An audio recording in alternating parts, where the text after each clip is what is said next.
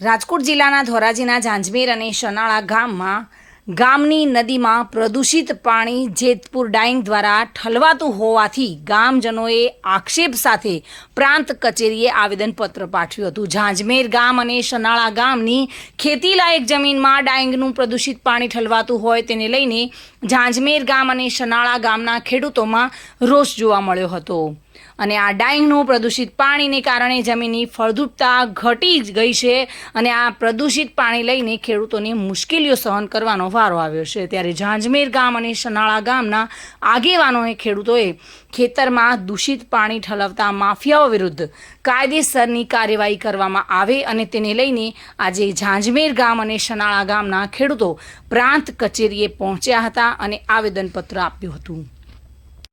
મારું નામ વિપુલભાઈ રવજીભાઈ બગડા, ઝાંઝમેર ગામના સરપંચ પતિ।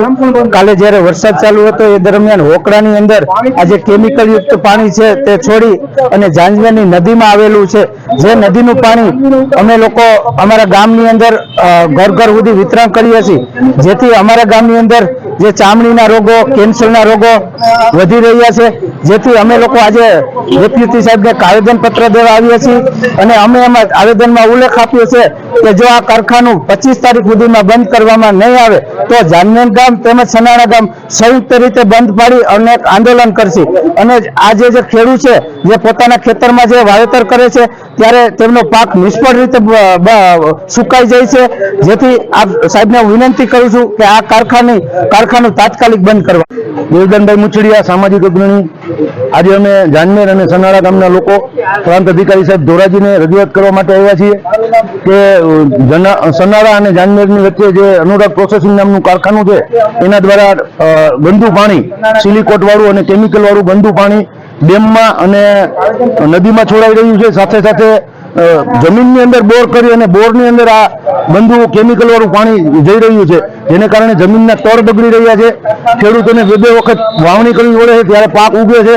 પાકનો જે ઉતારો હતો આજથી 15-20 વર્ષ પહેલા એ ઘટી ગયો છે, આવી હાલત છે। અને સાથે સાથે લોકોને અત્યારે આ પાણીનો ઉપયોગ કરવાથી લોકોને પણ ચામડીના અને એવા રોગો થઈ રહ્યા છે, એની રજૂઆત લઈને આજે આવ્યા છીએ પ્રાંત અધિકારી સાહેબની।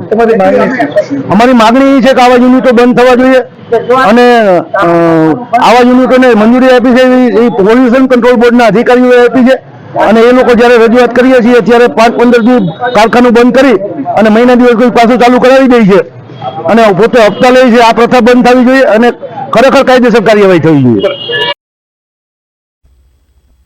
વિમલ સોંદરવા સાથે bureau report, today Gujarati news.